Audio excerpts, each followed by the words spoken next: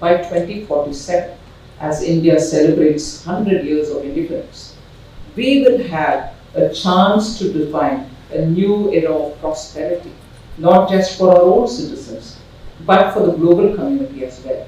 India's role in the world is expanding, and we stand ready to engage constructively with the international community, sharing our innovations and contributing to global peace and prosperity. You would have seen that in action. These are not plain words. During COVID, the vaccine that was developed in India, patented in India, manufactured to scale in India, were distributed freely.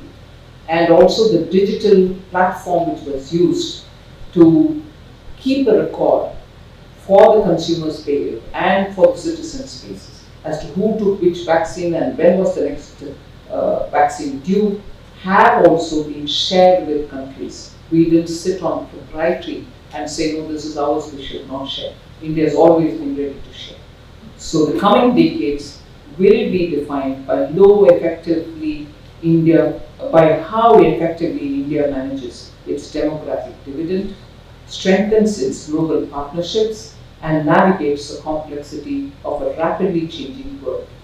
While there are challenges ahead, there are also abundant opportunities for India to lead the way, not just in economic terms, but in shaping the global discourse on technology, sustainability, and inclusive growth.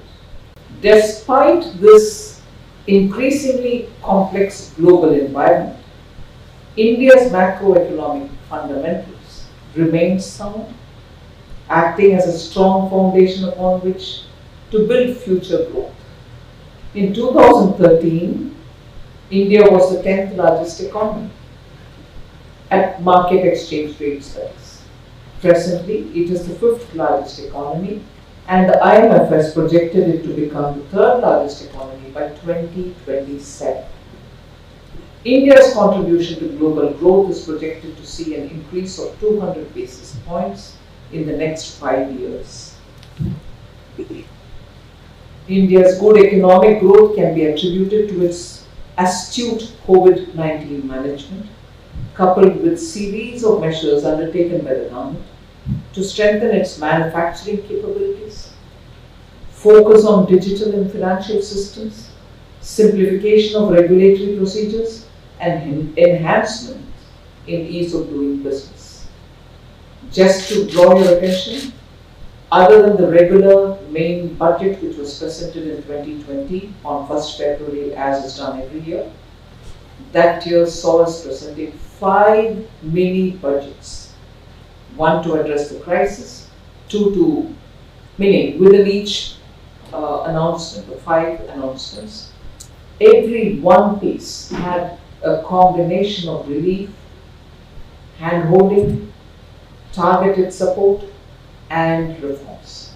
So if we talk about Atmanirbhar at any point in time, self-reliant, not in the old-fashioned term, but becoming more comprehensively self-supportive, it all started then to make sure that we rapidly move on that pace. India's recent economic performance has been particularly noteworthy for its balance between growth and stability.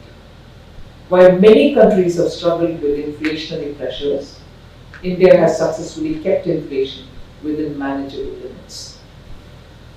Yet another metric of stability, the general government debt, including both state and the centre, when I mean state, the provinces, has followed a declining trajectory in the post-pandemic period, even as major economies witnessed a surge in gross general government debt as a percentage of their GDP. External debt too remains at a comfortable 18.8% of our GDP as of June 2024.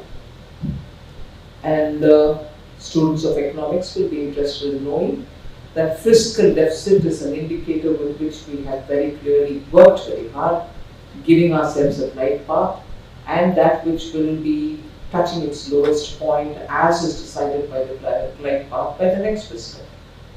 But post that we have not given a picture would be the normal allocation. But even in this budget, we've already said, post reaching the lowest point, how are we going to approach fiscal management. And we very clearly have placed a lot of emphasis on debt management, debt to the GDP ratio being one of the sustainable indicators rather than the obsessive number-based fiscal deficit.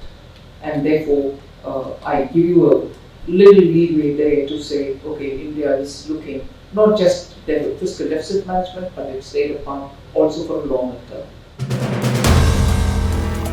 If you like the video, do like, comment, share and subscribe.